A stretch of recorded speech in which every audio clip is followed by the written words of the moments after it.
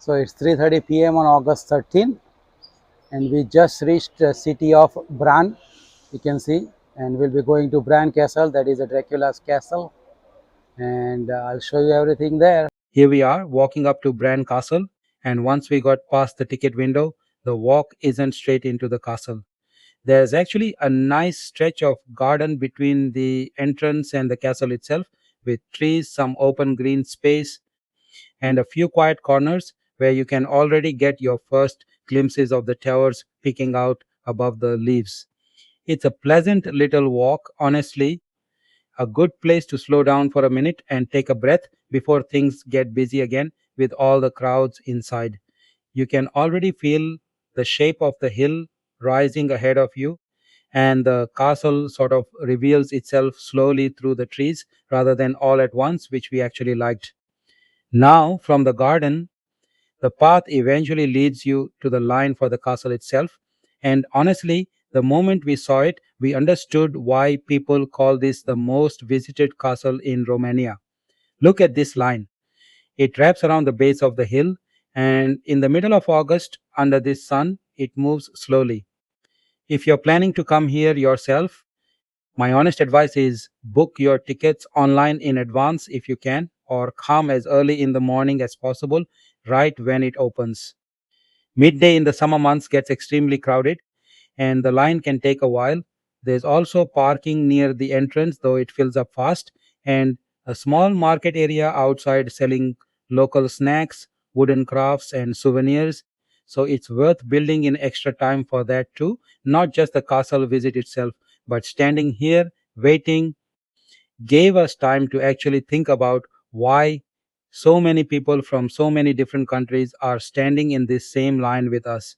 Everyone's holding a phone, everyone's a little excited, and if you ask most of them why they're here, they'll probably say one word: Dracula.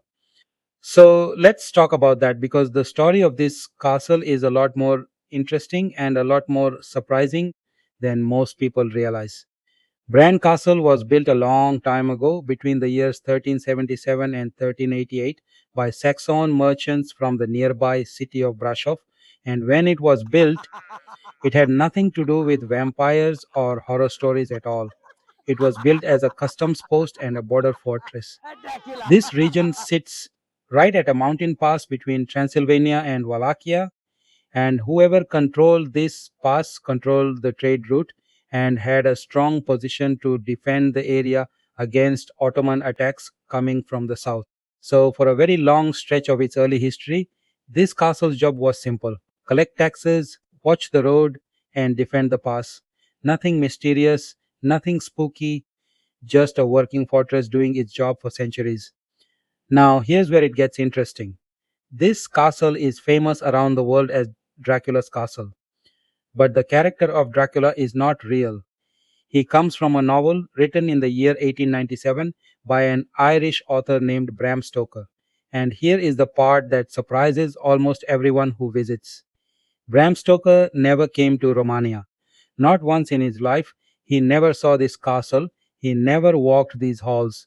He wrote the entire novel sitting in his home, using research from books and travel accounts about Eastern Europe that he found in libraries in London. So, the castle described in his novel doesn't actually match Bran Castle very closely at all. It's more of an imagined, invented setting, pieced together from descriptions he read, not a place he ever visited himself. So, then, where did the name Dracula actually come from? Stoker borrowed it from a real historical figure, a prince named Vlad III, who is much better known by his nickname, Vlad the Impaler. Vlad ruled the region of Wallachia in the 1400s, and he became infamous for his extremely brutal methods of dealing with enemies and invaders, especially the Ottomans. His father was part of an order called the Order of the Dragon, and in the local language, the word for dragon or son of the dragon is where the name Dracula actually comes from. But here's the important part, the part a lot of people don't realize when they're standing in that long line outside. Vlad the Impaler's connection to this exact castle is very weak. Historians generally agree that He may have passed near this area at some point in his life and possibly was even briefly held here as a prisoner for a short time, but there is no solid evidence that he ever lived here or ruled from here or spent any real amount of time within these walls. So the link between Vlad Dracula and Bran Castle that most tourists believe in walking through that gate is really more legend and clever tourism marketing than it is documented history. So, if this castle wasn't really Dracula's home, then what is its real story? And honestly, we found this part even more beautiful than the vampire legend. In the early 1920s, this castle was given as a gift to Queen Mary of Romania. She was the granddaughter of Queen Victoria of England, and she completely transformed this place into a beloved royal residence. She filled it with furniture she personally chose, created private family rooms, and even had a secret staircase built connecting different floors of the castle for her family to move around privately away from staff and guests. When you walk through those rooms today, you can still feel a sense of a real family who lived here, who loved this place, who chose it as their mountain retreat away from the pressures of royal life elsewhere. It's a very different feeling from the vampire story, and in some ways, a much more human one. So, when you actually walk through Bran Castle, what should you look out for? Start with the inner courtyard, which still shows the old defensive structure of the building with its narrow walls and small windows built for protection, not for views. Then move up through the narrow staircases into Queen Mary's rooms, where you'll see original furniture and personal items that give you a sense of daily royal life here almost 100 years ago. Don't miss the secret staircase. It's tucked away and easy to walk past without even noticing it if you're The not stairs looking for it. inside the castle. And take a moment at the small windows facing outward, because the view over the surrounding village and the mountains beyond is honestly one of the best parts of the whole visit, especially in the late afternoon light. Now, let's talk about something that we found really fascinating, which is the impact that this whole Dracula story has had on tourism in Romania as an entire country. Whether Vlad the Impaler ever really lived here or not, the association between this castle and the Dracula legend has brought an enormous number of visitors into this region every single year. Hotels in Brasov, restaurants, local guides, drivers, small family run shops, all of them benefit from people coming here specifically because of one fictional character from a novel written more than 100 years ago in another country by a man who, as we said, never even set foot here. And this creates a mixed feeling here in Romania. Some people feel it's a little unfair that their country is represented internationally by a fictional horror character when Romania actually has centuries of real rich history that has nothing to do with vampires at all.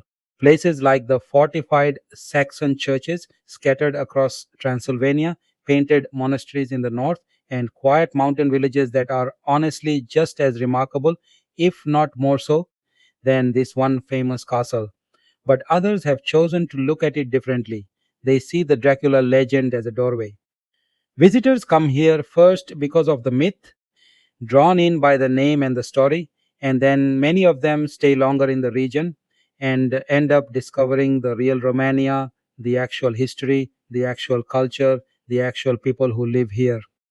And that, in many ways, is exactly what happened to us this same week when we visited villages like Bayertan and Viskrai, places that have absolutely nothing to do with Dracula, but left just as strong an impression on us as this castle did, maybe even a stronger one. So, as we walk out of Bran Castle today, our biggest takeaway isn't really about a vampire at all. It's about how one story, one novel, written by a man who never even visited this country, can shape how the entire world sees a place for more than a century afterward. And it's about how, if you're willing to look a little closer, past the myth and past the souvenir shops selling fangs and steaks, there's almost always a deeper, more human story waiting underneath.